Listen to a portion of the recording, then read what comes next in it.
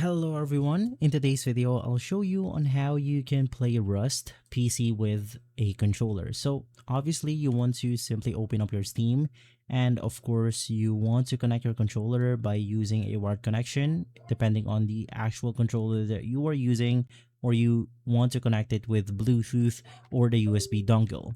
After connecting, it will basically show up on your Steam right here. So to confirm it, you want to navigate through Steam, click setting, and then we have the controller option. So just click on it, and then I have the connected controllers.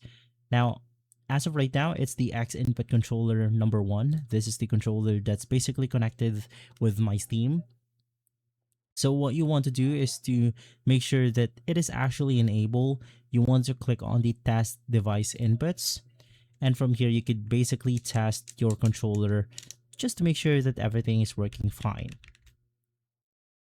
Now that you have confirmed it, you just want to navigate through the actual Rust. Now in my case, I'm going to be using Apex Legends only as an example. So you want to right click on Rust, click Properties, Controller.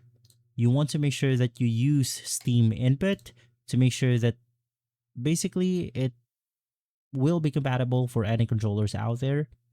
And right after, click Exit, click Play, and simply right after, as you can see, now we are using our controller. Once again, I'm only using Apex Legends as an example because as of right now, my Rust isn't downloaded on my computer. But that's how easy it is. Just make sure that you are using Steam input to make sure that you are basically allowing the controller to be compatible with any game using actual Steam.